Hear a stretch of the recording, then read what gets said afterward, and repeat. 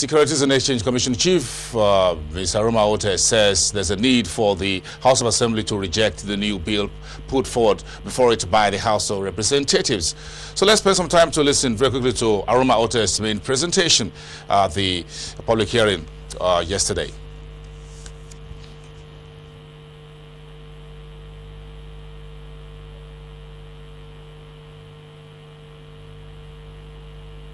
Addresses huge funding requirements as it seeks, like the Deputy House Leader mentioned, to further support the real sector and to meet the social and economic aspirations of its citizens. This is because the proposed amendment is not in line with global best practice and, if enacted, will undermine investor confidence and underline the hard work that you've been doing in protecting investors. Our concern is heightened by the fact that after the unprecedented stock market crash, which, as you know, reduced the market cap of equities from a peak of 13 trillion to the level at its lowest of 4.9 trillion. While, given your efforts, our efforts and other stakeholders, market cap is today around 8 trillion, we do feel that investor confidence is still extremely fragile.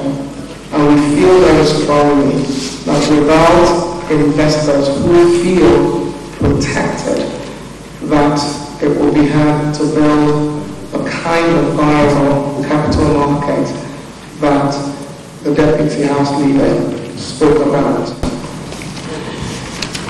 Our submission is basically based on the requirements of the International Organization of Securities Commissions, IOSCO, which, as you know, is the global body that sets standards for the 183 member countries of IOSCO in terms of securities regulation worldwide. These standards guide all securities regulators in ensuring that they abide by world-class standards in the markets. And these standards, compliance with these standards, affect how the market is perceived both by local and international investors. As you will agree, the greatest asset of any capital market is its investors, because it is the investors who provide those savings that are required for productive investments. Specifically, the International Organization of Securities Commission's objective and principles of securities regulation in Part A, Principle 2, provides that the regulator should be operationally independent and accountable in the exercise of its functions and powers. As you know, the Securities and Exchange Commission of Nigeria is an Appendix A signatory to the IOSCO MMOU. Out of the 183 member countries of IOSCO, only 36 countries, including Nigeria, have a robust regulatory framework that has given them this unique honor of being one of the 36 Appendix A signatories. In Africa, I understand that it is just Nigeria and South Africa that are so recognized.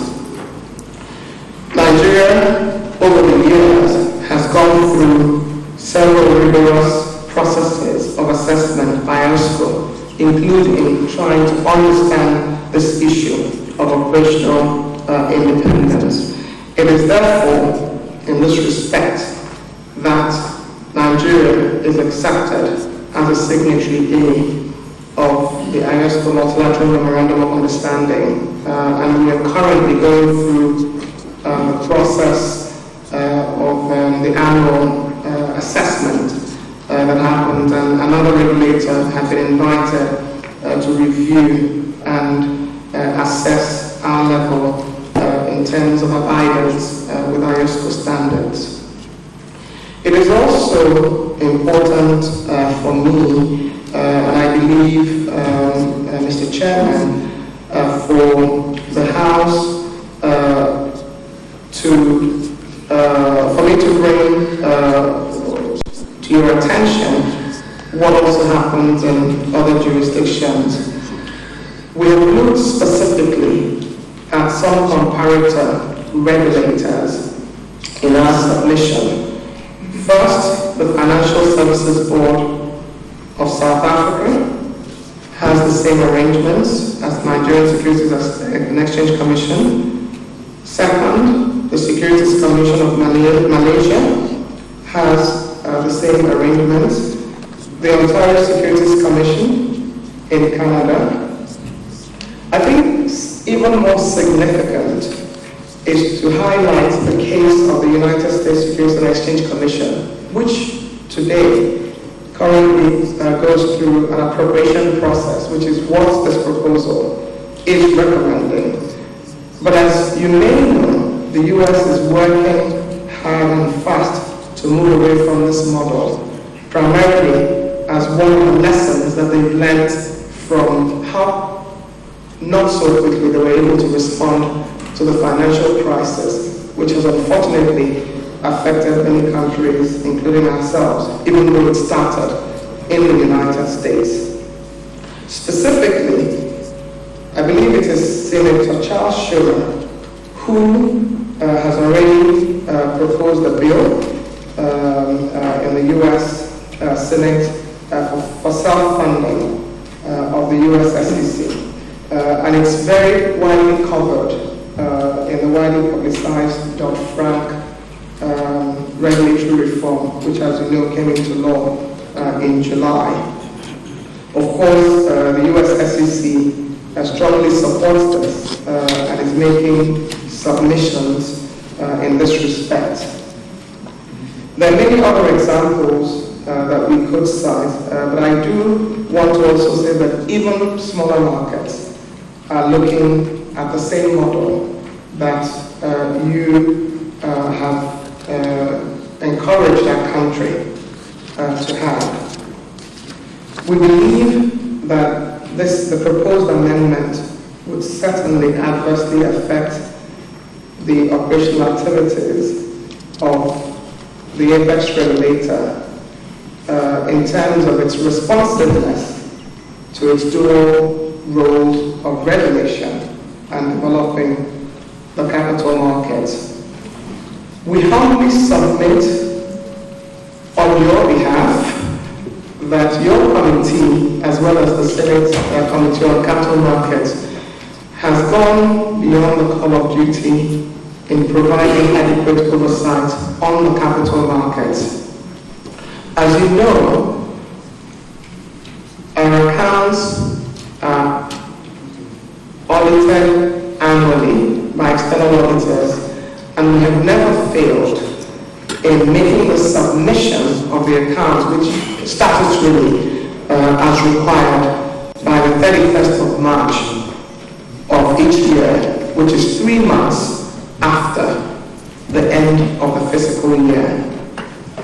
You have also, through the year, continued to provide oversight on different issues that arise in the capital markets. And as you know, we're also statutorily required to submit the budget for the following year 3 months before the end of the current year. And the SEC has not failed you in providing that. And you have,